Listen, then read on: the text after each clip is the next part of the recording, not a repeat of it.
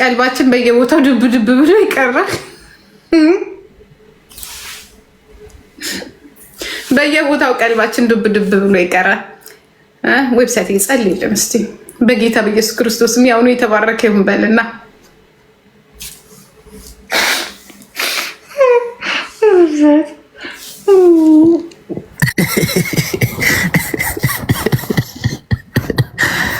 ሀጂ ይላል።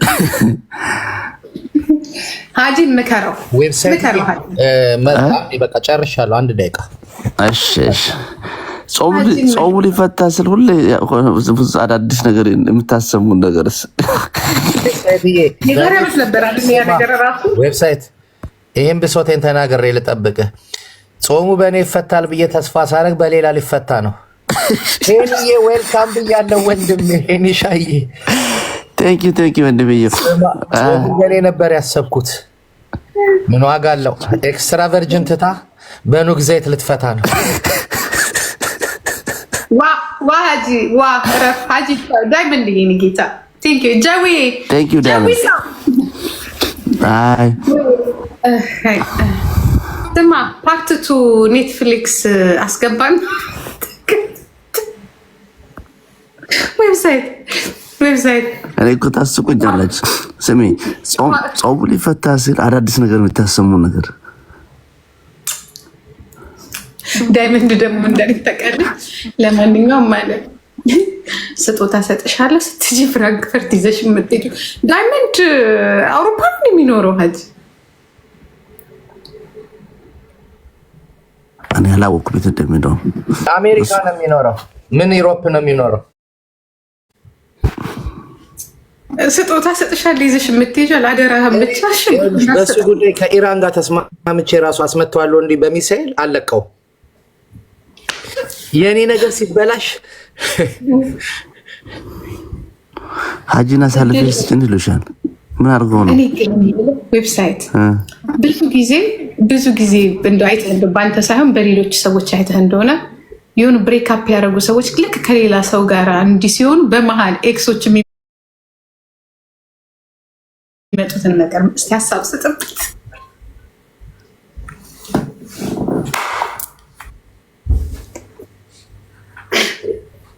ይሄን ጉዳይ ሀጂ ቤድ በደስ ይለኛል።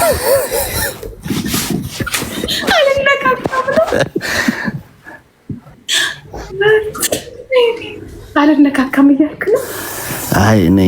አይ ቱ ቢ ኦነስት ከባድ ኬዝ ነው። ዌብሳይት ምን ያልሆንኩት አለ ታውቃለህ? ጂጂ ልታረቅ ነው ስትለኝ ፓንት ረስቼ ሱሪ ሁሉ ለበስኩ። ድጋሚ አውልቄ ልለብስ ነው ፓንት። አይ አንተ እኮ እግር ተሸከመ እንዴት ፓንት ትለብሳለህ?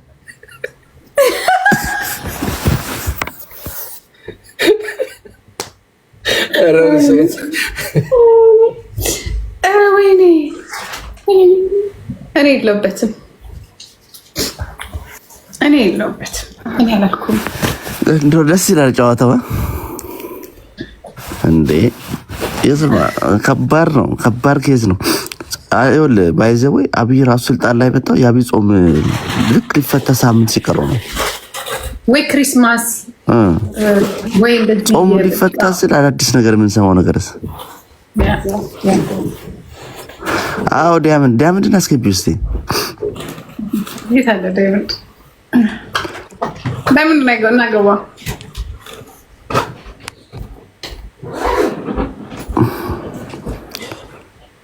ግን ዌብሳይት እንደው መምከሩ አይሻልም? አሁን አንተ በዛ በኩል ጥሩ እንትን ስለሆንክ ጥሩ ስለምትግባባ ለምንድን ነው በግል የማትመክረው? አይ ነው ሁላችሁም ብትስማሙና ብትፈቱ ብትሻለ ነው ብዬ ነው የማምነው።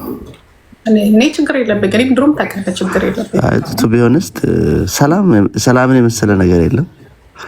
ሁላችሁም ሰላም ብትፈቱ አሪፍ ነው። የሚሻለውም እሱ ነው። በተለይ ለሁለቱ በጣም ያስፈልጋቸዋል። አዎ በጣም ፕላስ ደግሞ ከአንቺ በላይ ባላቅም ሰው አብሮ ከኖሮ ሰው ጋር ምንም ገበናውን ቢያወጣ አሪፍ ነው ብዬ አምናለሁ። በጣም ነበር ግን የኛ ነገር ታውቃለህ ሚዲያ ሰው ገባሽ። እኔ አሁን ይከብደኛል አብሬ የሚሰበላ ሰው ራሱ ስለሱ ማውራት እንኳን ራቆቴን ያየኝ ሰው እንዴ አብይ ካላበርኩ በስተቀር ሚስጥር መጠበቅ አሪፍ ነው አይደል? ሀጂ ቢሆንማ ደስ ይላል። ግን ይሄ ታውቃለህ ዌብሳይት ይሄ እዚህ ጋር ያለውን ጋጋታውን አዲስ ይሆንባቸዋል እና ይፈልጉታል። አንዳንዴ የምትመጣባቸው መንገዶች ናቸው። መጀመሪያ የመጣበት መንገድ በጋጋታ ከሆነ ሁሌ ጋጋታ ትፈልጋለህ፣ ሰላም ከሆነ ደግሞ ሰላም ትፈልጋለህ። ና ግን እኔ የማየው ሁል ጊዜ ምንድን ነው የሆነ በቃ በደህናው ጊዜ ጥሩ ሰው አጠገብህ ከሌለ፣ ጓደኛ፣ መካሪ፣ ቤተሰብ ምናምን ከሌለ በቃ ነገሮች በአንዱ በኩል እንኳን ጥሩ ቢሆን በአንዱ በኩል ያስፈልጋል። ገባ? ሰው ደግሞ ልንገርህ የሚያስታርቅ የለም። እውነት ለመናገር በብዙ መንገድ ው እግዚአብሔር አምጣበት እንጂ በብዙ ነገር ስታይ በቃ ከቤተሰብ ጀምሮ እርቅ ላይ እንትን የሚል የለም። ነገሮችን በቃ በእልህ በምናምን ነው የሚሄደው እና አንዳንዴ ይህንን በጥሞና ካላሰብክበት ሁለቱ ናቸው ተጎጂ የሚሆኑት ባለጉዳዮቹ። እነዚህ ተጎድቻለሁ የሚሉት አካል እንጂ ማንም ሰው ኋላ ነው የሚቀረው። ከቤተሰብ ጀምሮ ቆሞ ከማየት ውጭ ምንም የሚያደርግልህ ነገር የለም። ግን የሚተው ነገር አለ፣ የማይተው ነገር አለ። ገባ? በተለይ በባልና በሚስት በሪሌሽንሽፕ ላይ የሚደረገውን ነገር በጣም መጠንቀቅ አለብህ። ስትገባ በጣም ቀላል ነው፣ ተጨፍነ ነው የምትገባው። ግን የሆነ ችግር ሲፈጠር ግን በቃ ጨብጫቢው ብዛቱ፣ አጋዡ ብዛቱ ግን እኮ 5 አይሰጡህም። 5 ሳንቲም ዌብሳይት ሀሳብ እንዲህ ይሏል። አሁን ፖሊስ ጋር ሄድ ምናምን ክሰስ ምናምን ይሏል አይደል? እስከ ፖሊስ ጣቢያ አብሮህ የሚሄድ እንደሌለ ታውቃለህ። አብሮህ ለመሄድ እንኳን አሁን እኮ ሂድ ነው እኮ የሚል ሲሪየስ፣ በነጩም በጥቁሩም ነው። መክሰስ ግን ጥሩ አይደለም። ሰው እንዴት አብሮ የበላውን የተኛውን ደስታ ያየበትን ሰው እንዴት ይከሳል? ከባድ እኮ ነው። የሚያስከስሱ ነገሮች አሉ እኮ። አሁን ለምሳሌ እኔ አቢዩዝ የሚደረጉ ነገሮችን ሰፖርት አላደርግም፣ ያስከስሳሉ። ያ ግን እሱንም መፍታት ሰውየው ማድረግ የለበትም፣ ግን በመነጋገር መፍታት ይሻላል። ያንን ነገር አልደግፍም፣ ግን ምን እንደሆነ ሰውዬ አሜሪካ ውስጥ ምን እንዳደረገ ሰምተሻል? ልጁ ሞቶበት እዛ ልጁን ሰው በጥይት ገደለበት። ከዛ እስር ቤት ሄደው እኔ ልጁን ለገደለበት ሰው ምን አለው? ሰርች ብታደርግ ታገኘዋለሽ። ባይዘ ሄደው ይቅርታ አድርጌልሃለሁ፣ ምሬሃለሁ፣ ሙዳት ልጅን ብትገላትም በቃ ይቅርታ አድርጌልሃለሁ ብሎ ሲያቅፈው ምናምን አሁን ልብ ይሰብራል።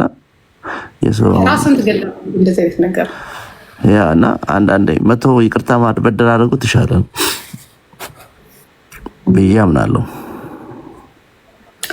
ግን ያንን ደግሞ የሚያደርግ ደግሞ እንትን የለም ነው። ያንን የሚያደርግ አስተሳሰብ ግን ማበረታታት፣ ሰውን እንዲታሰር ማድረግ፣ እንዲከሰስ ማድረግ ምናምን የሰይጣን ስራ ነው። ትክክለኛ ማለት አይደለም። እኔ በነገራችን ላይ ይቅርታ አድርግልኝና የሚደባደቡ ወይ የሚመቱ ሰዎች ራሳቸው ጤነኞች ናቸው አለ። እሱም ትክክል አለ። በዚህ ዘመን እንዴት ሰው ይመታል? ጤነኞች አሉ ግን